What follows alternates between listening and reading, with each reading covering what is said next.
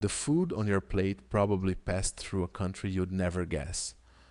Brazil now feeds more of the planet than the United States does. Soy, corn, beef, coffee. And it does it with self-driving tractors in fields that don't even have a cell signal. The reason why isn't luck, and it isn't just land.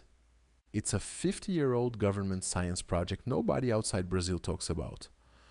Let me show you the most advanced farm system on Earth, and why it's in the last place you'd look. Start with the scale because it's hard to believe until you see it. In 2025, Brazil's agribusiness exported $169 billion of food. Record year. It pulled a grain harvest of around 350 million tons, up 17% in a single cycle. Here's the one that reorders the map in your head. Soybeans. The United States was the king of soy for a century. Brazil passed it.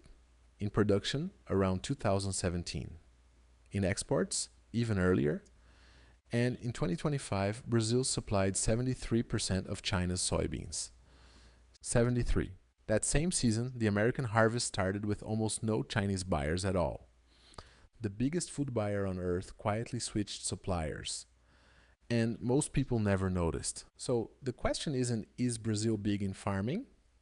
It's, how did the country with the bad soil become the one the world eats from? Here's the part the commodity story always skips. Brazil didn't have good farmland. It had the Cerrado, a giant tropical savanna with acidic, useless soil. For most of history, nobody farmed it seriously. Then, in 1973, Brazil created a government research company called Embrapa.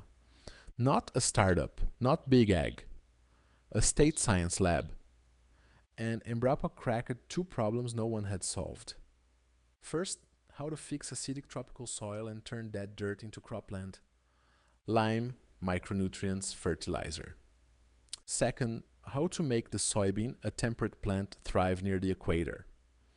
They bred a tropical soybean from scratch. The result was the largest expansion of farmland on Earth since the American Midwest. Norman Borlaug called it one of the great achievements of farm science of the century. He said it turned a wasteland into one of the most productive regions in the world. And it's still going. Last year, the World Food Prize went to another Embrapa scientist for getting bacteria to fertilize crops instead of chemicals. The thing that made Brazil a superpower of food wasn't a market, it was patient public science. The opposite of the Silicon Valley story. Once Embrapa unlocked the land, geography handed Brazil a weapon money can't buy. It's called the safrinha, the little harvest. And it's the most important word in this whole story. In the tropics, you can grow 2 crops a year on the same field. A farmer in Mato Grosso plants soybeans in September, harvests in February. And then on the exact same dirt, the same week, plants corn. For a second harvest in June, 2 crops, 1 field, 1 year. That second corn crop is now more than 70% of all the corn Brazil grows. Half of Brazil's soybean land does it. Now compare that to Iowa. The American farmer can have more capital, more machines, better roads, and still only gets 1 shot a year. Winter closed the window, physics won't let the corn belt double crop. This is the part product people get instantly. It's a structural advantage, not a temporary one. Same land, double the throughput.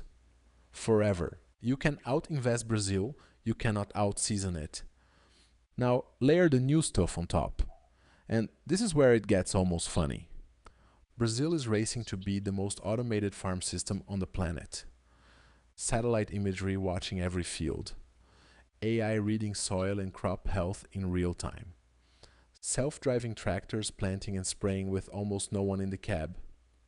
The Farm Ministry wants 50,000 more farms on one AI platform this year, wired into autonomous machines.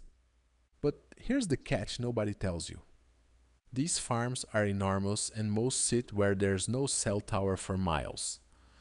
And a self-driving tractor doesn't move without a fast live connection. So the most futuristic farms on Earth had a very dumb problem. No internet. The fix didn't come from agriculture, it came from space. Starlink dishes bolted onto the roofs of tractors. The robot talks straight to satellites in low orbit, because there's nothing on the ground to talk to. Shipments started in early 2025. Thousands of units are already out there. The frontier of farm automation in Brazil depends on a dish screwed to a tractor. That's the most Brazilian sentence in this whole video. Building the future with whatever the ground won't give you.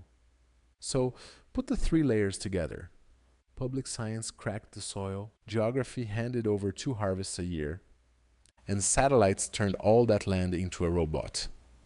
The rest of the world looks at Brazil and sees cheap commodities. Soy, corn, a number on a future screen.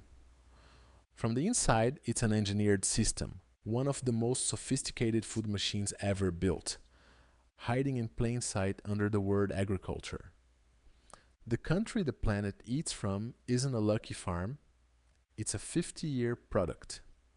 Next time someone says innovation only comes from a garage in California, remember it also came from a wasteland in central Brazil. A government lab refused to quit. I'm building from inside that ecosystem. If this is the from the inside read you want, subscribe. There's a lot more coming.